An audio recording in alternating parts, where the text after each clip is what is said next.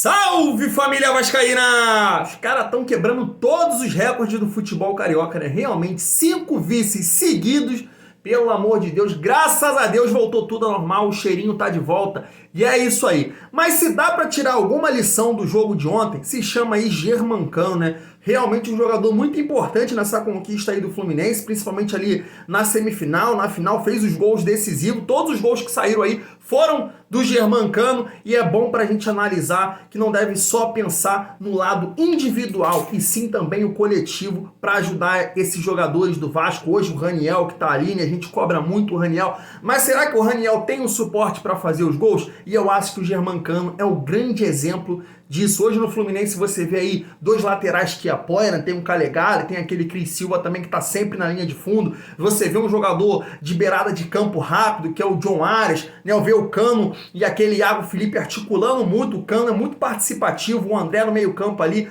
o Cano não fica parado, sempre se movimentando e cria aí muitas oportunidades para o Cano fazer os gols. Então você vê aí que o contexto coletivo ajuda muito o lado individual do Germancano. E aí é um bom exemplo para a gente fazer isso, porque a gente tem aí agora do Carlos Palácio. Vou trazer aqui a opinião de um jornalista que, se for para jogar do lado de campo, é a opinião dele e também a minha, vai ser um jogador perdido, porque ele não vai ter aí força física para acompanhar a lateral, para recompor. Então realmente o Carlos Palácio, e o que a gente vê nos lances dele também, é um jogador mais pro meio, claro, encostando ali mais na frente. Agora, se for para jogar com Carlos Palácio na beirada de campo, eu acho que não vai funcionar, família. Vamos rodar a vinheta e parabéns, 5 vice consecutivos, vai!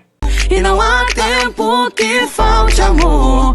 Acompanhe o Vasco aonde ele for. Nasci pra te seguir.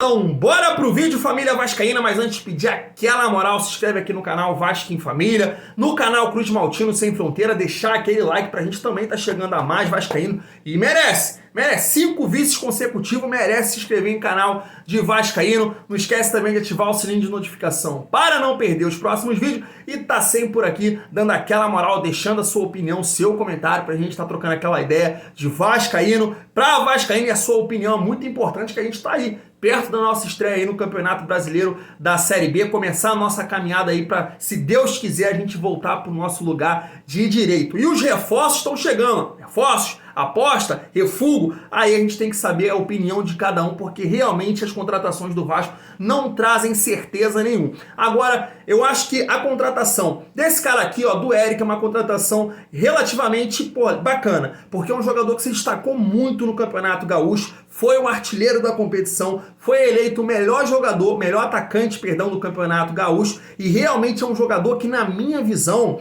tem as características para preencher esse lado direito aí, porque é um jogador muito forte, tem 1 contra 1, dá tapa na frente, chega no fundo, consegue ajudar a recompor, né, no sistema defensivo. Esses jogadores que jogam na beirada de campo têm que ajudar, e o Eric tem muito disso, cara. Gostei muito do que vi no jogo de ontem, acompanhei um pouquinho, acabou fazendo um gol ontem contra o Grêmio, acabou perdendo, né, o Ipiranga por 2-1, mas foi um jogador que realmente se destacou e eu acho que vale a aposta. É um jogador que chega em alta hoje no Vasco. E outro jogador que está chegando aí também é o Zé Vitor, esse é um jogador que eu não acompanhei, realmente estava lá no Marcílio Dias. E o Carlos Palácio, eu queria até destacar essa matéria aqui, do jornal O Globo, que disse o seguinte para a contratação do Carlos Palácio: contratação de Carlos Palácio inaugura a era 777 Partners no Vasco. E aí, família vascaína, eu tenho um negócio para te dizer. Eu acho que é muito mais assim, as limitações que o Vasco vive, né? Essa fase horrorosa, do que, pra gente destacar uma contratação do Carlos Palácio, claro, um jogador que mostrou talento lá no Chile, mas que no Brasil não mostrou absolutamente nada. A destacar uma contratação dessa do Carlos Palácio. Torço muito pro jogador, acho que vale a aposta, é jovem, tem talento, mas ainda não mostrou no futebol brasileiro. Então vamos torcer para que aqui no Vasco consiga render. E aí eu vou trazer aqui a opinião de um jornalista, porque vai de encontro à minha. Ó, o seguinte, ó, vou botar na tela aí para vocês, e ele diz o seguinte, ó, o Fernando Campos, né, que trabalha aí na transmissão do Carioca, e ele disse o seguinte: acho a contratação do Carlos Palácio uma boa para o Vasco. É um recado que o clube vai ter a capacidade de investimento. Não foi bem no Inter, mas acho que não foi utilizado da maneira correta. É um jovem com potencial, tem qualidade e é uma peça de renovação da seleção chilena. Eu concordo com isso. Olha só, e aí ele complementando aqui, ó, pode fazer a função de ponta? Pode, mas vai ter dificuldade. Seria mais uma adaptação estilo Bruno Nazário na função. Falta potência para jogar bem ali, como um meia criativo funciona melhor. E ele complementa dizendo o seguinte, ó, o Carlos Palácio é meia, na ponta complica mais para ele, é um jogador para brigar mais pela vaga do Nenê. Se realmente fechar com o Vasco, esse é o comentário aí do Fernando Campos e tá fechado e eu concordo plenamente. Vendo lances do jogador, não é um cara que não vai conseguir participar dessa fase defensiva. Então, um jogador realmente que se você parar para ver os lances dele, é mais pelo meio campo, cortando, batendo pro gol. Você não vê ele voltando para marcar, você não vê muitas jogadas ali de linha de fundo, chegando no fundo em velocidade, é mais um toque de bola, mais aproximação. Então, para jogar nessa beirada de campo, eu acho que nesse momento, no elenco do Vasco, que o Vasco tem hoje, para essa beirada de campo, eu testaria o Peck e o Eric. E a gente tem que ver como é que o Carlos Palácio vai se encaixar ainda nesse time, porque realmente o Vasco precisa que esses atacantes de lado de campo funcionem, né? Tanto na parte defensiva e quando o Vasco tiver a bola ou num contra-ataque ou quando tiver ali na fase ofensiva, fazer uma jogada individual em velocidade, chegar no fundo pra gente municiar aí o Raniel. Essa é minha opinião. Penso como o Fernando Campos, eu quero saber a sua opinião, se Carlos Palácio vai jogar aí pelo lado direito. Minha opinião, não vai funcionar. É aquela questão de analisar o coletivo, colocar ali a individualidade do jogador no time para ver se vai funcionar. E o Carlos Palácio, pelo lado de campo, tendo que ajudar defensivamente, não vai funcionar.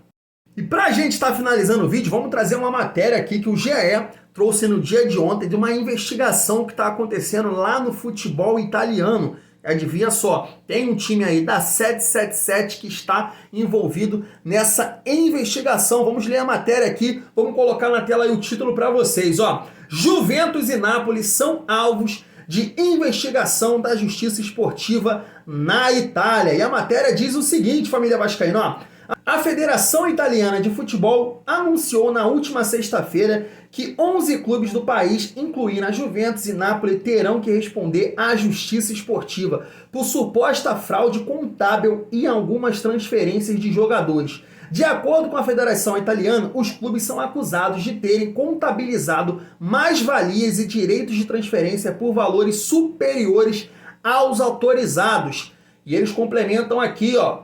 E os clubes são, ó, Sampdoria, Gênova, Empoli, são outros times da Série A da Itália que estão na mira da justiça. Incluindo presidentes e dirigentes, cerca de 60 pessoas estão sendo investigados e podem sofrer punições que podem chegar à suspensão. Já os clubes correm o risco maior de serem multados. É a família vascaína. O que isso tem a ver com o Vasco, Thiago? Claro que tem a ver, né? Hoje o Vasco aí pode ser possivelmente comprado pela empresa que é dona do Gênova da Itália, né, que é a 777 Partners, e é uma situação bastante complicada, né, porque, claro, está em estágio aí de investigação, mas se for comprovado qualquer situação, isso é muito ruim para a imagem da empresa, para a imagem do Vasco, né, a gente sabe que tem algumas situações já com os executivos da 777 que não trazem uma imagem bacana, é só que o vascaíno, quando a gente traz esse tipo de notícia aqui, que foi o Globo Esporte que destacou, parece que, pô, vocês estão contra a SAF, pelo amor de Deus, mas não, é preocupação com o clube mesmo.